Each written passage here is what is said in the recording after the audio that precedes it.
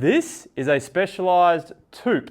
This is definitely not the best bike seat in the world. Then why are you wasting our time, idiot? But it represents a very interesting anecdote in my opinion. You see, this was the bike seat that I settled on in 2014, which was a bike seat that came stock with this Specialized tarmac I purchased from my local bike shop. In other words, given the fact that I'd started my road cycling journey in 2009, I had basically been tearing my ass apart for 5 years, and it was just by chance that this bad boy came stock on a bike that I purchased. I mean, I had spent thousands of dollars prior trying to find the right bike seat, and now I had comfort, I had old mate relief down there, and I could finally just get on with my road cycling. However, what I realise now, and this is where the interesting anecdote comes into play, while I thought the Specialized Toupe was great for my ass, it turns out that this saddle and saddles before it were actually contributing to pain and discomfort I was getting in another area of my body, which we'll get to. So, fast forward to May 2020 and I get the best bike fit of my life and meet my now friend and business partner, Neil Stanbury, who also has this to say about the saddle in question. I believe that these are the best designed saddles in a general sense in the world. Neil tells me that my hips are all messed up with something called hip impingement, which is apparently more common than you think. As a result, I'm dropping my right hip, I'm splaying my left leg, and I struggle to get down in the drops. The ultimate solution, according to Neil, is dropping from 172.5mm cranks to 165mm cranks. So after mulling over this for a few months, I put on the 165mm cranks, and as Neil had hypothesized, that enabled me to overcome my hip impingement issues, enabling me to roll my pelvis further forward, but then this happened. When you went to the shorter cranks, you were able to cope with a fair bit more reach and drop to the front end, and we were also able to raise the seat a little bit. All of that, and with what it's done for your hip impingement, it's allowed you to roll your hips further forward. Originally going on that seat there. Yeah, you were on a Toupe before. Yeah, that's it. And so as soon as that occurred, you started to notice that the front of this seat was causing trouble. It was painful and running and so forth. So what we needed was a saddle which allowed more anterior pelvic rotation. The other thing that became exacerbated was my tendency to creep forward on the seat under load on the 172.5mm cranks. This got a lot worse when I transitioned to the 165mm cranks. So Cam's on the SLR Boost now, the Celitalia, and you'll notice he's hitching his weight forward and then shifting it back a lot. And that's that's what we're looking for here. Is to we've nutted down the cause of his new problem that he's developed is definitely the design of the seat. The SMP so far is the winner. So basically, all of a sudden, the Specialized Toupe went from my saddle nirvana to a slippery slide that was tearing my ass apart. Not a great combo, and to be fair, it was actually pretty good timing because it was around this time that I found out Specialized were no longer making this saddle. That's why I loaded up on 2 of them. And this was just for some unknown reason. Hey Chuck, yeah, it's time to stop selling these Specialized Toupes. Why? We only sold 2 in the last 3 years to some dickhead in Australia. Austria? God damn it! God damn it! So enter probably the world's best bike seat. This is the Cell or Seller, not exactly sure, SMP. Now, before we continue, so you know this video is not sponsored by this company, because I know some of you will probably think that. Let me be clear.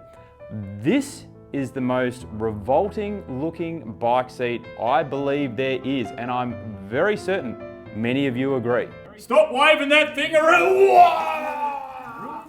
It will ruin the look of any bike immediately, and I hope for your sake, if you decide to try it one day, that it doesn't work out. And let's be fair here, there is not one bike seat that is going to be perfect for everyone, but I reckon this one could be the best practically. And there's a fair pool of compelling pros relating to this bike seat, and this is not coming from me, this is coming from expert bike fitter Neil Stanbury. Pro number 1 is that they are shaped like the mirror image of a human pelvis, meaning if you can find the right model for you, it should spread pressure evenly over the saddle as opposed to focalizing pressure in one spot, which is a common cause of saddle discomfort for a lot of people. Pro number 2, which kind of relates to number 1, and that is the shape, which is under 5 different protected worldwide patents. Now, interestingly, on the website, it appears that the patent started in 2004. Why is that relevant? Well, international patents typically last 20 years. So will we be seeing from other bike seat manufacturers their version of the Eagle Beak later this year? Number 3, it has a very long, juicy channel in the middle, which is going to be very good for relieving the old mate area. In fact, if you go to this company's website, you will see that they have won awards and been recognized in science-backed literature for general health and well-being in the downstairs area, not only for men, but also for women. If only my wife knew about this when she first took up road cycling. What you wish you knew as a beginner cyclist? How not to make your vagina flaps get really sore when you're riding. Okay. And what did you learn? Do you want a different one? No, that's It's a really one. It's really. When I did my first half Ironman, which was an accident, as you know, I was going to do a sprint. I think my vagina was swollen for a week afterwards. Number 4, they will hold you in place really well because of this pronounced dip. Also mitigating rearward slippage, which is really useful for a lot of people, and a lot of people like this feature, but there are some people out there, and this is according to Neil Stanbury, who's fitted thousands of people, that they actually won't like that. So if that's you, then this saddle probably isn't worth a try. And the last one, number 5, they have really long rails. So if you need a lot of setback, this saddle should be able to accommodate. The negatives, clearly aesthetics would be number 1. The price, 300 to 400 AUD for these saddles, although they do have more of an entry-level range, which includes saddles for commuters of around $100. They're also very sensitive to position, so if you don't get them in the right spot, particularly up and down, they can feel, despite the fact that this might be the best bike seat for you, really terrible. So it needs to be in the right position.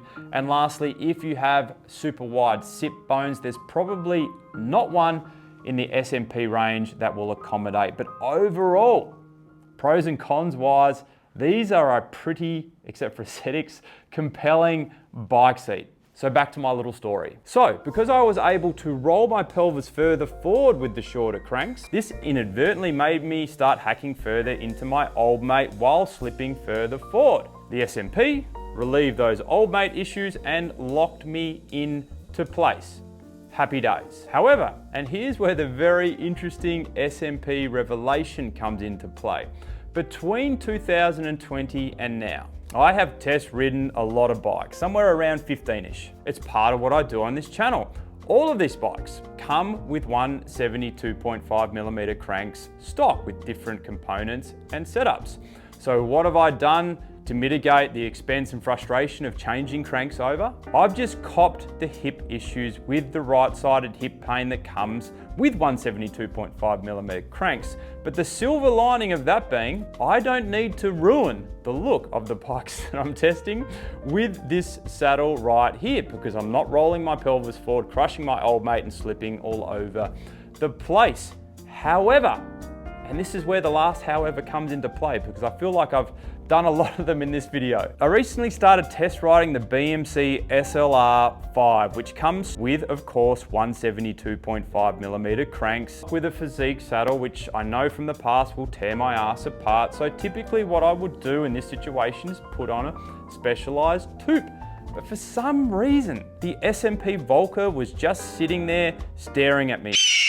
So I thought, for the first time ever, I would combine an SMP saddle with 172.5mm cranks. By your powers combined, I am Captain Planet! Get on a plane and fly over to Adelaide for the Tour Down Under, essentially rocking a chimney and an Eagle Beak, as you do when you're a content creator trying to look cool. Riding roughly 850 kilometers over 7 days amongst seas of other cyclists. And here's what happened. The right-sided hip pain and the tight hip flexors that I get these days weren't there. This is despite the fact that I didn't stretch, I rode ridiculous volumes, and I was just busy running around focusing on other things being a work event. Additionally, I was able to get down low, for me anyway, and let's face it, I still look like a mongrel, a lot easier, and I just looked more symmetrical on the bike. Not my words, they were the words that came from Neil Stanbury, who was with us riding at the time.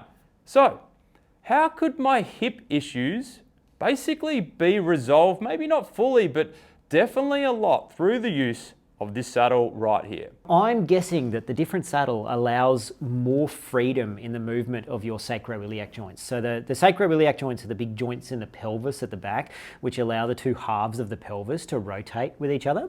And if you're looking at a fairly lean bike rider from behind while they're pedaling, you'll notice the two sides of the pelvis go like this. With every downstroke, they roll forward a little bit, and on the upstroke, they roll back a bit. So if they can move more freely, what it does is, because the hip joint is embedded in the side of the pelvis, right, it changes the orientation of the hip joint with every pedal stroke, with every movement. So if they move more freely, you basically purchase the person a little bit of hip mobility, or a bit of deloading if you've got hip impingement, which would be your issue here. So I'm guessing that relative to the flat saddles that you've used in the past, the SMP must allow your iliums, your two sides of the pelvis, to rotate forwards and backwards more cleanly. And initially I said to you, hey mate, I'm glad you got those 165 mil cranks on. you did. And you said, actually, I don't. And I thought, okay, that's weird. Must have been the seat. Yes. So to think, while shorter cranks are the ultimate solution for many people out there with hip style issues, notably hip impingement, the fact that this saddle right here is resolving a lot of my hip issues standalone, I just think it's a story worth sharing, and I know a lot of people will be able to relate. And if you've gotten value from this video today, please don't forget to give it a like. Helps the channel out, but I know a lot of you out there might be now thinking, well, which one of these SMPs could be right for me to try? I'll put a video right here of expert bike fitter Neil Stanbury on the RCA channel going through these saddles in detail. And seller, sell, SMP, if you're out there listening, I'm not going back. I'm fully sold, so if you want to have a chat, I'm all ears.